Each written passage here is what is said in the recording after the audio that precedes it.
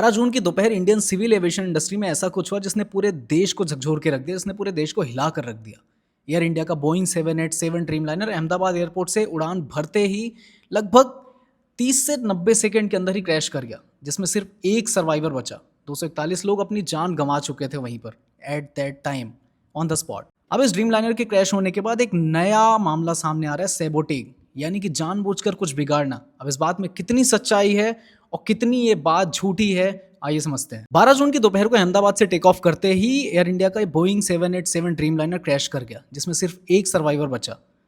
ये Boeing 787 Dreamliner का पहला फेटल क्रैश था। सिविल एविएशन मिनिस्टर मुरलीधर मोहोल ने कहा है कि पॉसिबल सैबोटेज एक इंपॉर्टेंट एंगल है, जिसकी इन्वेस्टिगेशन एएआईबी कर रही है। ब्लैक बॉक्स का डेटा, कॉकपिट वॉइस रिकॉर्डर और फ्लाइट डेटा रिकॉर्डर सबको डेली भेज दिया गया एनालिसिस के लिए।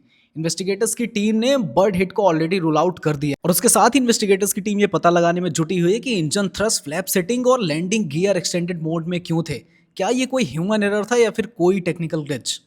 ये एक बड़ा सवाल है जो इन्वेस्टिगेटर्स की टीम पता लगाने में जुटी हुई है। एयरपोर्ट के सीसीटीवी फुटेज, रेडियो कम्युनिकेशन और वेदर कंडीशंस भी एसेस हो रहे हैं। और ना सिर्फ ये केवल क्रैश था, बल्कि एक वेकअप कॉल भी था कि हमें एविएशन सेफ्टी को कितना सीरियसली लेना चाहिए। उसके साथ ही एक बड़ा उठता सवाल ये है कि ये किसी की प्री प्लानिंग थी या फिर एक नॉर्मल सा टेक्निकल ग्लिच, जिसकी वजह से इतना बड़ा हादसा हुआ है।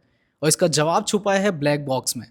तो ब्लैक बॉक्स ही इसका सही जवाब दे पाएगा समय आने पर। इस इन्वेस्टिगेशन के बारे में आपका क्या सोचना है, अपने थॉट्स कमेंट्स में जरूर बताएं। And follow for more such real breakdowns. जय हिंद।